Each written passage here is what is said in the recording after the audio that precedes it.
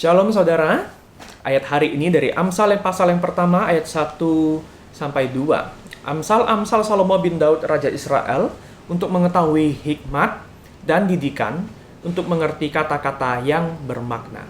3 items, tapi hari ini kita akan membahas tentang hikmat. Nah, kata utama untuk hikmat dalam kitab Amsal dalam bahasa Ibrani adalah hokmah, yang mencakup menjadi orang yang bermoral.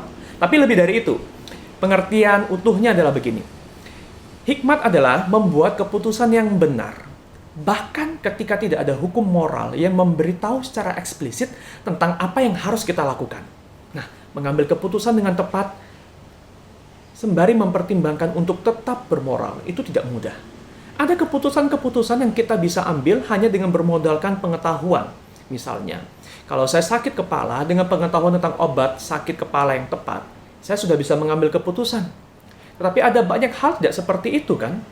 Apalagi Alkitab, nggak ada kan ayat Alkitab yang ngasih tahu kita secara eksplisit, misalnya kita harus menikah dengan siapa, kita mesti kerja apa, situasi kayak begini, kita tetap kerja ini atau pindah kerjaan, kerja sendiri atau kerja sama orang.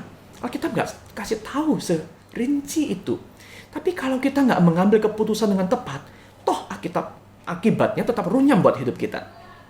Saudara dikasih oleh Tuhan, menjadi orang yang bermoral, baik, tidak otomatis membuat kita bijaksana dan berhikmat. Kalau begitu bagaimana? Tuhan tidak memberikan kepada kita banyak buku sebagai panduan hikmat yang sejati. Sebab jika demikian, kalau Tuhan menyediakan buku, kalau berurusan dengan kerjaan begini, dengan pernikahan begini, tentang sakit begini, maka saudara, kita akan bersandar kepada buku-buku itu dan kepada ketekunan kita, bukan kepada Tuhan. Alkitab dan Amsal ini mempersonifikasikan hikmat yang sejati itu Tuhan. Yesus yang jadi manusia adalah wujud hikmat yang sejati.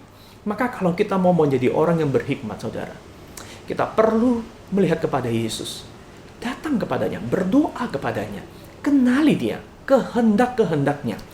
Sehingga dengan demikian kita akan membuat banyak keputusan, bukan berdasarkan mudah atau tidaknya, tapi tentang apa yang dia kehendaki. Dan jelas, ini bukan keputusan yang terjadi dalam semalam, tapi yang pasti, ini pasti akan menjadi keputusan yang tepat. Mari kita berdoa meminta hikmat dari Tuhan di masa-masa seperti ini untuk banyak keputusan yang harus kita ambil. Kiranya Tuhan memberkati saudara. Amin.